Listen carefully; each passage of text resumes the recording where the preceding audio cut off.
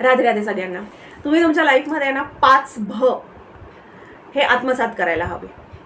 First भाव, त्यानंतर भाषा, त्यानंतर भावना, त्यानंतर भक्ती आणि त्यानंतर भाग्य. हे 5 भ जर का तुम्ही तुमच्या लाईफमध्ये आत्मसात केलेत तर तुमच्या लाईफमध्ये इतकं छान वळण येईल, तुमच्या लाईफमध्ये तुम्हाला इतके छान छान एक्सपिरियन्स येतील की याबद्दल तुम्ही इमॅजिनही नाही करू शकत. भाव, तुमचे फेस एक्सप्रेशन, तुमचे एक्सप्रेशन्स, कारण काय ना की तुमचं बॉडी लँग्वेज, तुमचे फेस एक्सप्रेशन हे सगळंच काही सांगून देतं. ज्याला ते वाचायला येतं त्याला तर सगळंच काही सांगून देतं. म्हणजे बरेचदा असं होतं की लोकांना असं वाटतं की आपल्या मनात काय चालू आहे लोकांना कळत नाही, बट तुम्हाला माहिती नाही आहे समोरचा व्यक्ती कुठल्या लेवलवरचा आहे, त्याला काय कळू शकतं काय नाही कळू शकत. म्हणजे बरेचदा असं होतं की न बोललेले शब्द सुद्धा कळून जातात.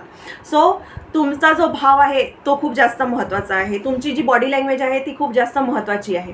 त्यानंतर आहे भाषा. तुमची जी भाषा आहे त्या भाषेत गोडवा असायला हवा. तुम्ही कोणाला काहीही बोलून ही अपेक्षा नाही ठेवू शकत की तुम्हाला लोक रिस्पेक्ट देतील. तुमची जर का लँग्वेज चांगली आहे, तुम्ही रागात जरी बोलत आहात पण तरी पण जर का तुम्ही लोकांसोबत चांगले बोलत आहात तर तुम्हाला एक अलग लेवलचा रिस्पेक्ट भेटतो. तर अपशब्द जर का तुम्ही कोणाला बोलत असाल तर तुम्ही समोरच्या व्यक्तीला किती हर्ट करता हे तुम्हाला पण नाही माहिती आहे. तेच जर का तुम्ही गोड शब्द बोलून तुम्ही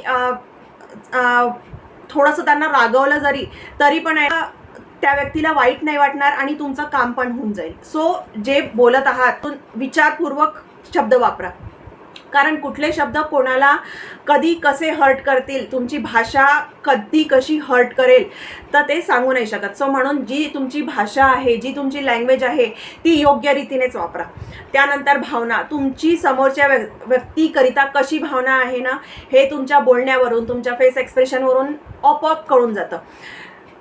भावना म्हणजे तुमची समोरच्या व्यक्तीबद्दल पॉझिटिव्ह भावना आहे की निगेटिव्ह भावना आहे, तुम्ही याच्याबद्दल चांगला विचार करत आहात की वाईट विचार ठेवत आहात, या सगळ्या गोष्टी तुमच्या फेस एक्सप्रेशनवरून, तुमच्या बॉडी लँग्वेजवरून, तुमच्या लँग्वेजवरून, बोलण्याच्या भाषेवरून कळून जातं. सो तुमची जी भावना आहे ती पण ऑल द टाईम चांगलीच असायला हवी.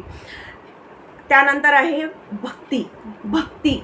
जर का तुम्ही भाव व्यवस्थित ठेवलात, तुम्ही भाषा व्यवस्थित यूज केली, तुमच्या भावना जर का दुसऱ्यांसाठी चांगल्या आहेत तर तुम्ही आपोआप भक्ती मार्गावर लागता. असं नाही आहे की भक्ती मार्गावर लागण्यासाठी देवाच्या समोरच हात जोडून उभं राहिलं पाहिजे किंवा देवाचं कंटिन्युअस नामस्मरण केलं पाहिजे. नाही, जर का तुमच्या भावना चांगल्या आहेत ना तर तुम्ही आपोआप भक्ती मार्गावर लागता आणि तुमच्या हातून कळत नकळत असे चांगले चांगले कामं होतात की जे कधी तुम्ही विचारही नसतील केले.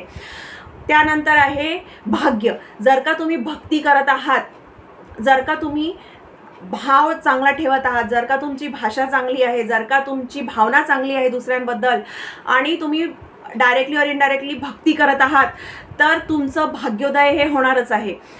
आणि भाग्योदय करायला काही चांगले काम करा, फक्त हेच महत्त्वाचं आहे. दान धर्म केलं पाहिजे किंवा खूप काही असलं पाहिजे असं नाही आहे.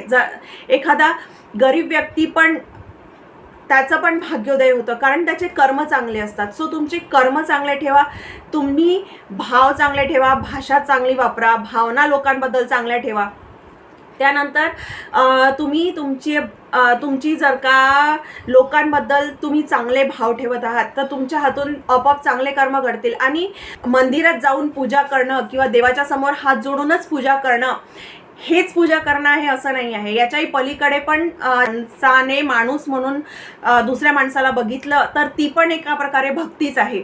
आणि ही भक्ती जर का तुम्ही ठेवत आहात, तुमच्या मनात जर का अशी भक्ती आहे तर तुमचं भाग्योदय डेफिनेटली होणार आहे. अजून अशा माहितीसाठी तुम्ही आम्हाला फॉलो करू शकता. सर्व लिंक्स डिस्क्रिप्शन बॉक्समध्ये दिलेल्या आहेत. राधे राधे.